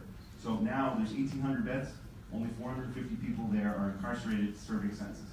That same rate happened throughout the state, and the Massachusetts Taxpayers Foundation said that if the increase in the budget for the House of Corrections and DOC had not increased so much, if it had just stayed in touch with inflation, it's a $72 million savings. If that $72 million is not used to jack up the spending for the incarceration process and is instead sent into the programs you're talking about, that's the money right there. That's one example that is an easy fix. And I appreciate your question. Thank and you. get involved. We appreciate the question too. We have a time limit and we have a rule. And we just ask that you respect the process. I'd love to hear your questions. Write it down. I'm happy to ask it. Can I answer? Go ahead. So I think also there's funding that the DA's office gets asset forfeiture money. So when people are charged with crimes, what the government does is we charge you with a criminal crime, and then we civilly, which is a lower standard, take your stuff, right? So you're driving in a Range Rover, you have $30,000, like you do, not you, but maybe people do, in your car, cash. We charge you with a crime, we civilly seize your car and your money, your phone, and everything else in it. And I can speak to this because I've worked for the federal government and they do this. First and foremost, that's a problem, right? If we're gonna charge you criminally, we need to criminally seize the asset and not do it civilly. That's number one. But number two, the DA's office has money in asset forfeiture. We can be better at using that money to help youth, and not just a $500, $1,000 fund. We can talk to the community about what we need to do with that money and use it for you guys. Okay, anybody else want to answer that? Remember the one-word questions. Remember the one-word questions we had. One-page paper for them to respond to. Thank you. The one-page paper, we actually are asking for a specific plan from you all. We want to follow up by early June. All right, thank you very much. Thank you. Thanks for that. We're on it. Okay, good, they're all on it. You got your point made. So, just wanting to answer these questions, just going down the line, beginning with Linda Champion. Will you support further juvenile justice reform to raise the age of coverage of the juvenile justice system from 18 to 21 so these teenagers and young adults have access to more resources for rehabilitation and do not serve such harsh and long sentences? Just a one-word answer, yes or no? No. Okay, we'll come back to, why not? another reason. Absolutely. Yeah. Yes, absolutely, of course. Yes.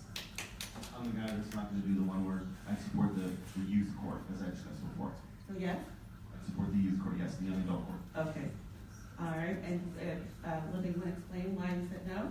Sure. So we have this rule that 18-year-olds are adults and they're competent. We have them signing off on student loans and incurring tremendous amounts of debt. We're sending people to war, and we're sending young soldiers home to their parents. And we're also doing things where we let them vote, but we don't let them drink. We let them go to war, but we don't want them to be held accountable for their actions. I get that an 18 to 24-year-old may not be as mature. The question, though, is whether or not they get a free pass. I think that I'm open to having more of an individualized approach to looking at what the facts and circumstances are, the best way to help that individual. I was a troubled 18-year-old. I think I was a troubled 20-year-old and a troubled 21-year-old too. I needed that help. I needed people to redirect me. What I'm willing to do is redirect, because as I told you in the Shantae Jones matter, and I'm sorry for sitting down because I get so passionate about this, but as I told you with the Jones matter, if I have someone who has killed someone and they are 18 to 24 and they fit that demographic, what do I do? Do I just say because you're 18, but maybe you're a little immature, maybe you're a little impulsive, maybe you shouldn't have done that, but I'm going to treat you as a juvenile offender and then I'm going to release you? What do I say to the mother who just lost her 13, 14-year-old child and her newborn infant? So you have to ask the tough questions. Thank you.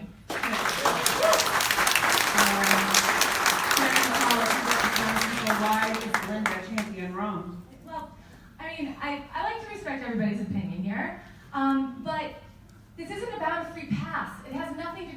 we pass. It has to do with about being smart and strategic. How we're dealing with young people. And when we talk about, let's get them a job, let's get them a house and all of that, for really high-risk young people who are 18 to 24, you can give them a house, you can give them a car, you can give them a job. But they can't keep it because their brain is not quite developed yet. And they're incredibly impulsive, right? And so what you have to do is help people understand and help people build their brain so that they can actually keep these things. And that's what ROCA is based on.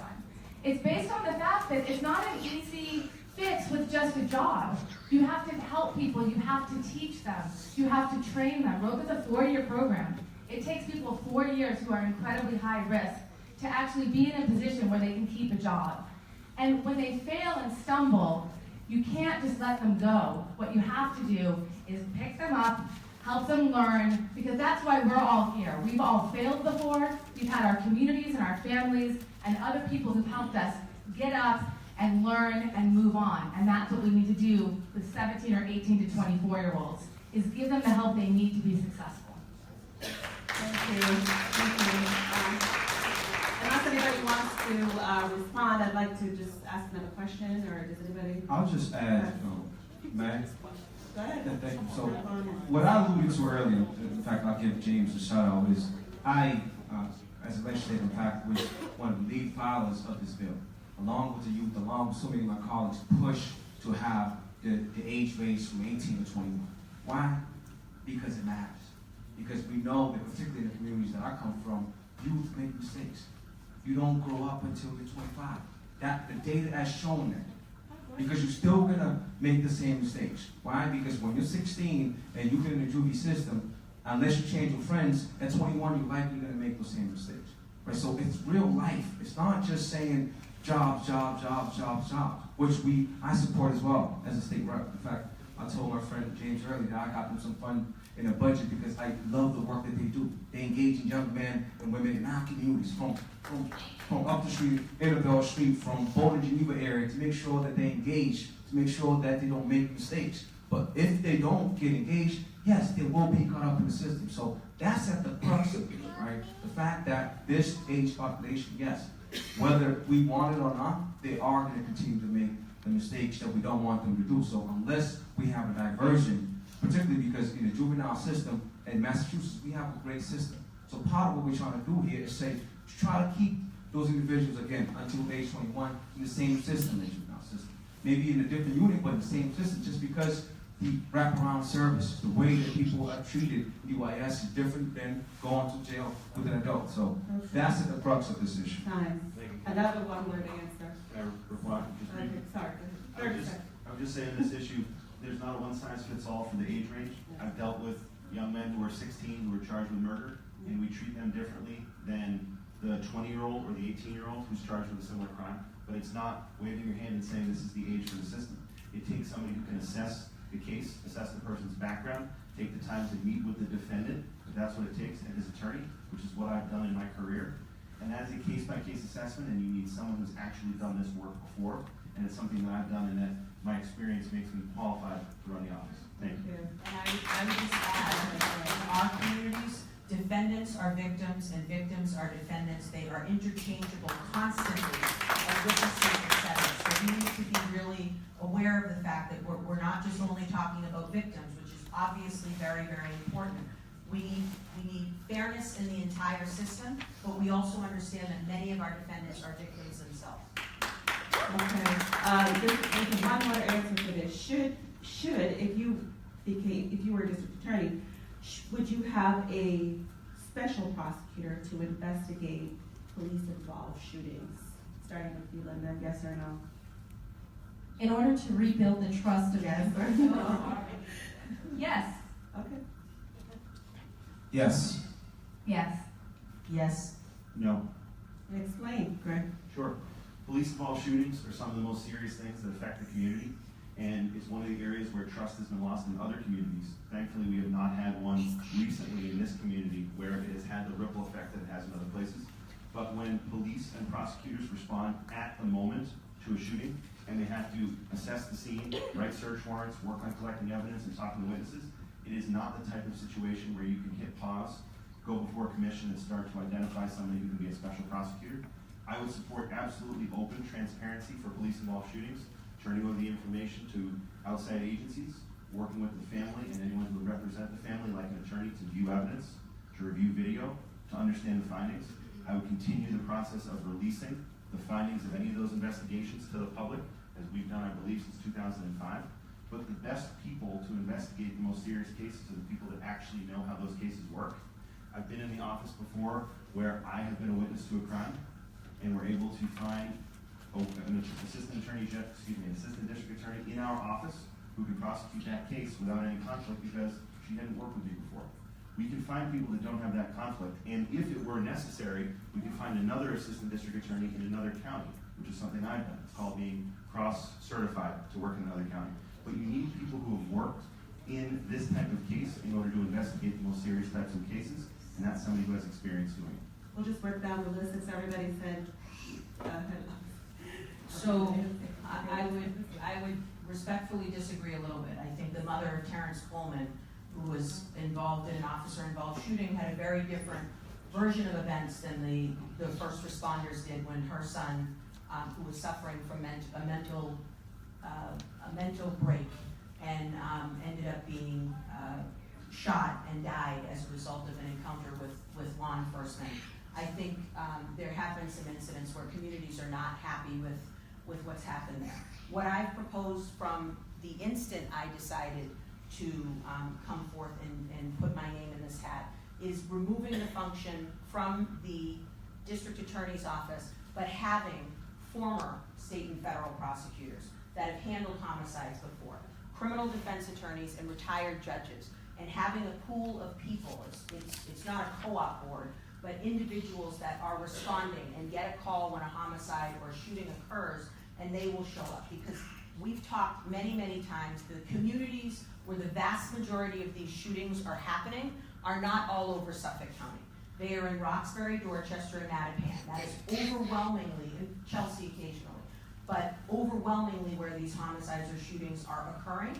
And we need to make sure that those communities don't believe that there is an incestuous relationship between the DA's office and the police, or CPAC, or whatever community it is, the state police or the Boston police.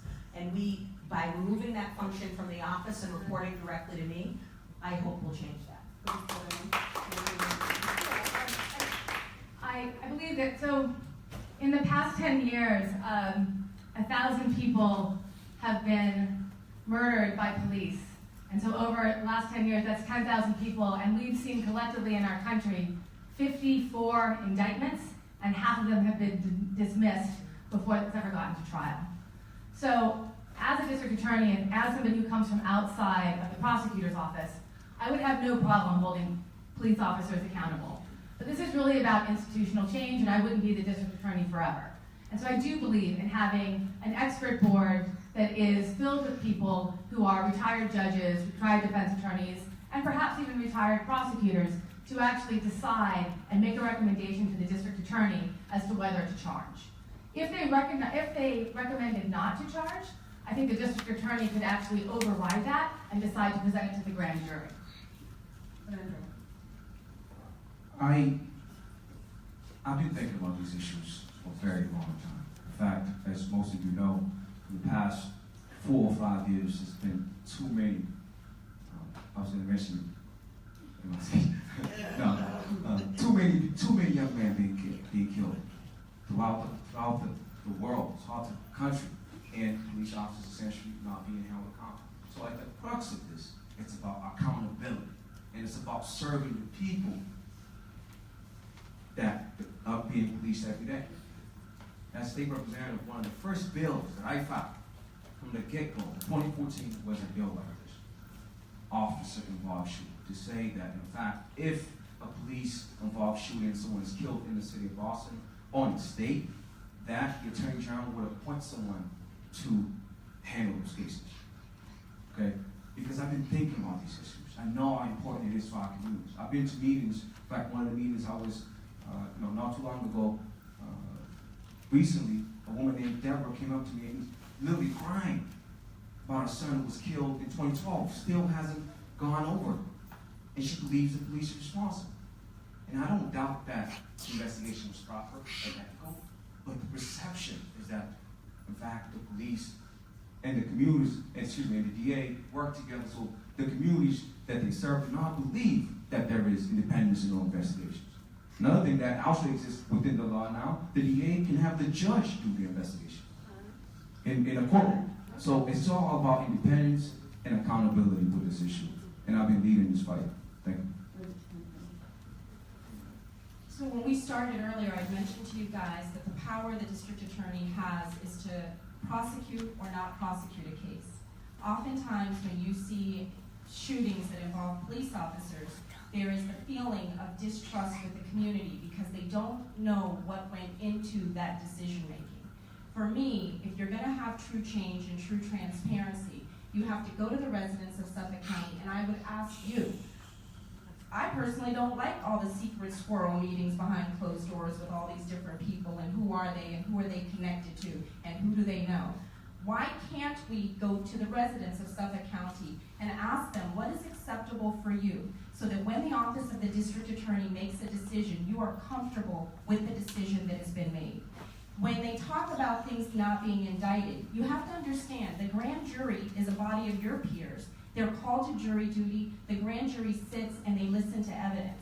One of the things we have to remember is when the indictment does not occur, it's because there was no quorum. They didn't agree. There wasn't enough votes to move that forward. Now the question is whether or not the evidence presented before the grand jury was accurate, whether or not the grand jury had all of the information that was available to them, and whether or not they were given part of the information.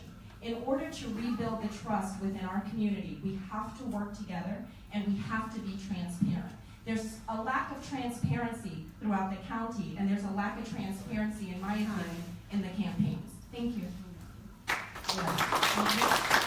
By way of understanding, so in a grand jury, there's just a prosecutor, 23 people, no judge, no defense attorney. So a lot of people, if whoever said it, of all of us, that like Rahsaan, 4 out of 10 people don't know what a DA does. I think 9 out of 10 people don't know what a grand jury is. So prosecutors, we have a lot of power to decide what is said to those people sitting in the room in the grand jury. There's no defense attorney standing and challenging us at all. There is no judge there making sure things are fair. It's really important that we have policies and procedures for those ADAs, those assistant district attorneys, about what are they going to do in grand jury.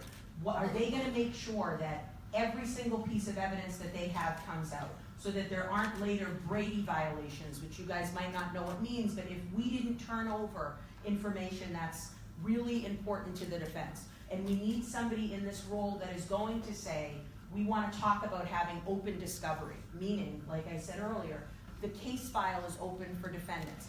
If we can't win a case without a defense attorney looking at everything we have in the file, I'm not talking about victims, private information is out of there, but I do believe we shouldn't be charging those cases. So these are important things you need to understand while you're making decisions about who you're going to vote for. The next question, this policing question, and then we'll wrap that topic up. What specifically would you do as district attorney to work with police to reduce racial profiling?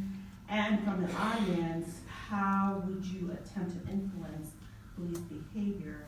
And they cited a case that I can't read after Justice Barry Hines' decision. Jerry Hines. Commonwealth versus. Oh, Commonwealth versus Barry Hines. Okay.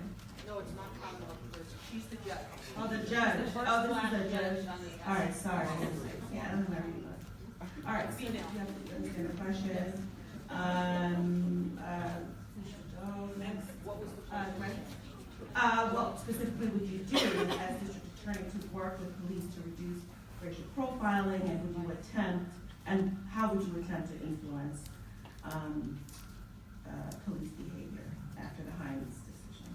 So the Hines decision, for people clarification, it's Commonwealth versus Warren. It's a decision that basically talked about police in a particular type of situation, a particular case, pulling somebody over, And the court rationale for dismissing the case or allowing the motion to suppress is that an individual in that particular situation felt like they were being unfairly targeted by the police, and therefore they had a right to flee from the police. That's essentially what it was talking about. I believe strongly that the transparency that we will be able to bring to the DA's office and continue with law enforcement will help to reduce this. One example is body cameras. I'm a really strong supporter of body cameras because it does help change the interactions that people have.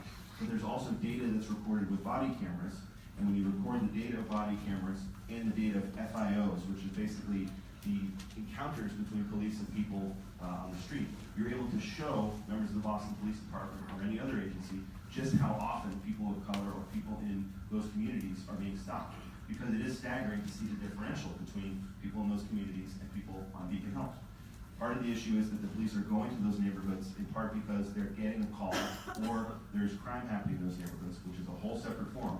But using the transparency of our office and body cameras and data and statistics relating to FIOs, those encounters, can help be demonstrable evidence to police and any other law enforcement agency that there is a discrepancy and it needs to be changed, and we can work on that. Rachel. Yeah, I think it changes, and it has changed when I was a federal prosecutor. When I walk in, I am a visible brown person. I am a woman. And so when I'm dealing with Boston police officers or federal agents, and I say to them, why didn't we get an FIO on this individual? What was the strategy that we used here? What are these disparities happening? There is not a sort of old boys network happening in those meetings when I'm present as a prosecutor. It just doesn't happen by nature of me showing up. So that is number one. Number two, with respect to Justice Hines, who also wrote the Brangen decision, she is the architect, I think, of a lot of the criminal justice reform that's been that has been codified in the bill that was signed, and I'm proud to say she is endorsing me in this race. She has worked really, really hard, and to be clear, the decision that Greg was talking about, people were fleeing the police, black men were fleeing the police, and the Supreme SJC of Massachusetts found that that was a reasonable behavior because of how over-targeted they were in their communities. So I think it's easy again to say these words, but unless we change what prosecutors look like, unless we change and make sure we have diversity and people reflect the community that they are policing and prosecuting, there's not going to be change. So during the march of the students against guns, I was introducing myself to people, and I went up to a woman and I said, "Hi, I'm running for DA," and she didn't want to speak to me. And she was rather emotional, and she was looking at all of these children and some adults marching, and she said, "What about my community?" She said, "It's okay, I understand why they're doing this, and I'm happy for them. But where's the march for the 10 African American men who were coming out of the club the other night and they all got stopped by police officers? Where's that march?" And really, this is what the data shows us. The ACLU has reported that from 2007 to 2010, there were over 200,000 stops by police. 63% of those stops were people who were African Americans, but only comprising about 24% of the population. That is an incredible disparity. And the last actual data we have is from 2010, and it hasn't been updated. What's more staggering is that in those over 200,000 stops, they only arrested anybody or found contraband in 2.5% of the times. So that is over 200,000 people who are being harassed.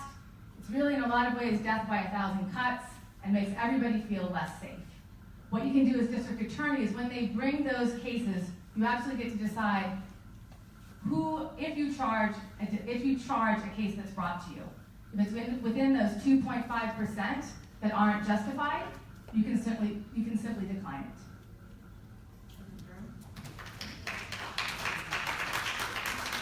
As a state, we are going in the right direction. In fact, the major law that just passed requires all municipalities, all police departments to do training on implicit biases. Right? So at the crux of what we're dealing with is police not trained about the community that they serve, and police not looking like the community they serve. So that's one of the first things, is to make sure that we train the police officers to do the right thing. Right? And when they don't do the right thing, which like human beings, like everyone else, they make mistakes. We need to hold them accountable. So I commit as the next district attorney, particularly serious offenses of police misconduct, that will investigate and prosecute those cases if needed. Right? And as I mentioned earlier, special prosecutor will be appointed for cases that involve death with police and under my administration. So that's what I commit to. I'm a young black man. When I walk around Dorchester, if I have a hoodie on, I can be pulled over. I can be stopped. We recently saw a video of a police officer interacting with a young man in my neighborhood, in Phillips Corner, where the police officer essentially berated and harassed this young man. So it happens too often, which is why a judge like Judge Hines understands it. So when you have an individual like me that grew up in the communities that I grew up in, they understand the issues, that talk to young men and women every day in our communities, you understand them. So yes, it's about accountability, it's about making sure that we have a diverse force, both at the police department as well as the DA's office, and making sure that they're being held accountable for when they make those mistakes, so we don't have serious situations like we have seen across the country. Thank you. Thank you. The Commonwealth versus Warren case was decided on September 20th, 2016, fact checkers. And one of the things that I would argue is that we're going around saying what a difference a DA makes. Well, what a difference Warren makes. There was a recent incident that was broadcast on the news this year, so a year and a half after the Warren decision, where a young man was confronted by police officers, and it was videotaped. And we saw that broadcast on Channel 5 and every other station. What a difference education makes.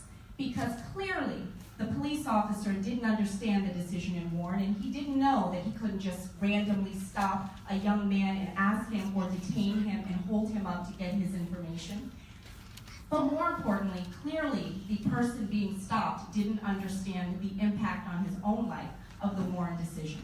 So what we have to do is we have to focus on education. It's one of the key components if we want to bring about meaningful change. Not only educating the police department, but also educating our citizens on their own individual rights, particularly in those areas that are high crime, where we know our children are at high risk for that type of encounter and confrontation.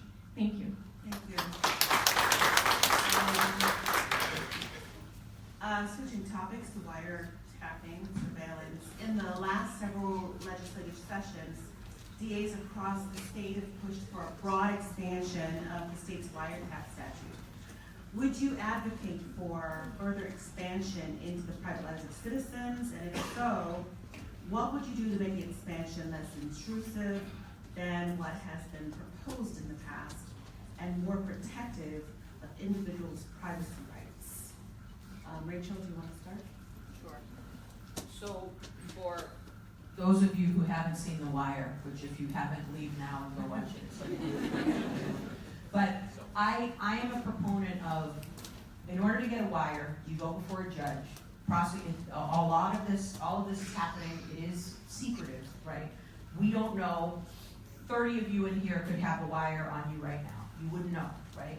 So I am a proponent, Megan, of making sure that prosecutors are, like I said, with respect to grand jury proceedings and other proceedings and getting wiretaps, that we are over-inclusive of information with judges, because these things are happening without the benefit of having defense attorneys present or other checks and balances in place. So I will simply say that I believe we need to make sure, and I know that there are really good assistant district attorneys in the office now, but the changes with respect to policies and procedures, transparency and openness, full discovery to the defense, and also like when I was in grand juries, making sure every single piece of evidence that we had, when we're getting a wire, we need to be doing those things as well, and letting the judge know exactly what it is that's happening, the good, the bad, and the ugly, so that we aren't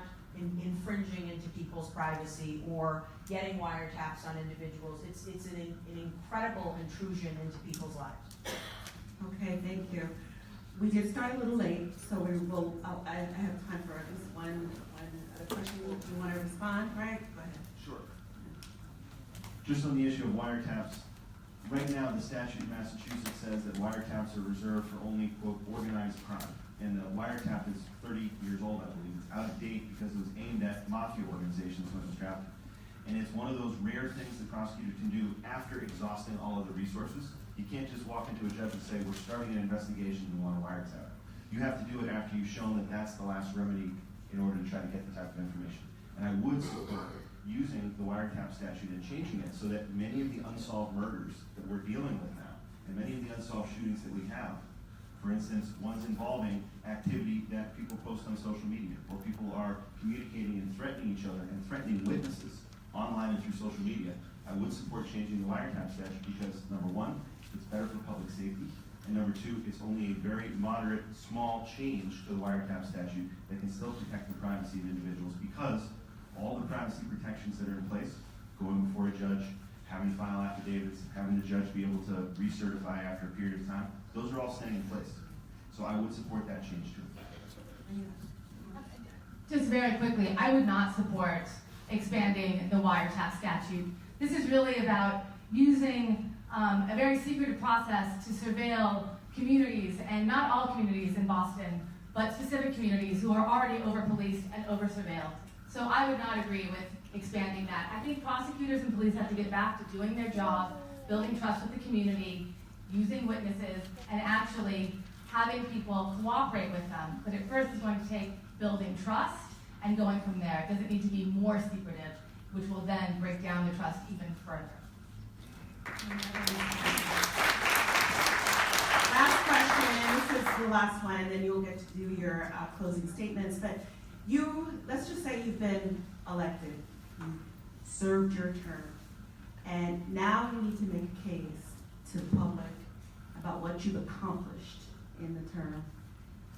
Make that case, Linda Champion, and I'll just go around. Oh, I know the fact checkers in here are writing down every promise I make. So my recommendation is hold me accountable. And my position is the Office of the District Attorney belongs to the citizens of the Suffolk County. It is you that will hold me accountable for what I promise, what we can deliver, whether or not transparency is there or not. No more will that office be closed off to everyone, and you can only get an inside line if you're connected to the right person. No more do you have to question whether or not one person's kid got a better break than your kid and the crime was like or similar. Because every citizen and every resident of Suffolk County has the right to direct access to the people that represent them. You don't have to go through this person and that person in order to reach your district attorney, in order to express your concerns or to have your case heard. There's too much going on in government that creates that level of distrust. But at the end of the day, they have to remember one thing. They work for you. I work for you. And the only thing that matters in holding an elected position is your voice and your vote. And so I would ask that on September 4th, all of you come out and make that vote count. Thank you. I think you can add that to your closing if you want to do it, Lane. Get out of here. Is that okay with everyone? Oh, wait, we're doing like everything at once now? Well, I asked a question. I think Linda made that her closing. So, okay? Yeah, go ahead. Sorry. The great Maya Angelou once said, when someone shows who they are, believe them. I'm a young man from a community. I have a record of serving that community. I grew up in Upton Corner, and I still live there with my wife and daughter. If I'm elected, I'm going to take every day, I'm going to go to work very hard to keep your family and my family safe. That's my commitment to you. But in 4 years, when we come back to do this again, you will know what my office has been up to. Because I've had make sure that you have data that are transparent, that you can hold me accountable. You will see that I have prosecuted serious cases that I continue to keep our community safe. Yet, that I've taken a step back to figure out how to make sure that we divert young people from the system, to make sure that we're using restorative justice practice, to make sure that people with mental health and substance abuse issues are not being trapped in and out of the system.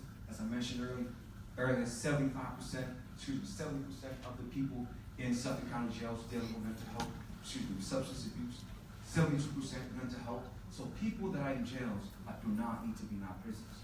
Yes, it's about public safety, but it's also about being compassionate. It's also about making sure that the right people making the right decisions for all of us. So I am proud to be a young man that grew up in this neighborhood, that's been fighting, that's been out there, listening to the people, and know what it is that we all need to do, which is making sure that we're keeping the community safe, yet divert people that need to be diverted out of the system, that are young people, people with substance abuse, and people with mental health issues. Thank you. Thank you. So we're mixing them together. Well, Okay. in the I interest can of do that. time. I can do that. In the So, interest of time. when I'm done with my term of being district attorney, I will have reduced recidivism, which in turn will reduce crime, and in turn increase safety. And those are the things that I will do as district attorney. I have the exact kind of experience needed to lead this transformational change. And that's because I have led and gone into hard, challenging places my entire career. I've gone in for one reason and one reason only. I see injustice, I put my head down, and I go in to change it. I've done it in Suffolk County as a veteran defense attorney standing up against injustice well before it was chic and fashionable. I've done it as the director of ROCA, helping young men lift themselves up and out of the system so that they can turn away from crime and make all of us safer. I've done it as entering this race against a powerful incumbent because I lead change even when it's hard. And that's what we really need in this next district attorney. Who will put justice first and who will lead change? I will put justice first. It's who I am, it's who I've always been, it's who I will continue to be. And remember, true reform requires a reformer. Thank you. So 4 years from now, we will have a district attorney's office that looks like the rich and diverse members of Suffolk County, of different ages, of different abilities, of different orientations. We will be active in our communities. I have said from the beginning, we will be doing quarterly meetings. We will go to the community, not just within Boston, but Chelsea, Winthrop, and Revere. We will be reporting out what our office is doing, and the rest of the meeting will be hearing what we can be doing better. And I believe that this office of 250 plus people requires somebody who's led and somebody who has passion with respect to these issues, because this isn't something that I do as a hobby. My family is deeply impacted by mental health issues, unfortunately, by incarceration and by poverty. And so I believe that with my background, having managed large groups of people, my lived experiences instead of learned ones, and my leadership in change will make me the best candidate. I hope that I can persuade you to vote for me on September 4th, and thank you for your time. If I were elected 4 years afterward, I would hope, number one, that the office has increased the diversity, not just of the assistant district attorneys, but of the whole staff, because it is a large organization, more than just 151 ADAs. I would hope also that we would have members of the staff that speak the 5 or 6 major languages in the community, because that's something that's lacking right now. And we have positions for investigators and victim witness advocates that should be able to speak different languages that our witnesses and our victims speak. Number 3, I would want to make sure that the diversion programs and the mentoring programs that I start are effective. And my goal would be that in the first year, somebody that we divert or that we work with becomes a full-time employee at the end of the program, so that 4 years later, he or she is helping to run that program. And then 4th, and perhaps most importantly, I would hope to make sure that Suffolk County is safe and the community remains safe, and that we have an impact on the unsolved shootings that are plaguing this community. I'm running for district attorney because those are my goals. That's my vision for the office. And anybody who knows me knows that I would do it with integrity and fairness. And the work of the district attorney's office is much more important than just management. It's not a labor job. It isn't something where simply being an attorney in the past is qualifications. This is a job that has to do with criminal investigations and public safety. And only a person who's devoted his or her life to that type of work can do it effectively while still maintaining and rebuilding trust with the community. So I'm asking for your vote on September 4th, and I appreciate the time. Thank you. Well, this has been a delight to me. This is my first time moderating this esteemed panel. I want to thank every candidate who is here today.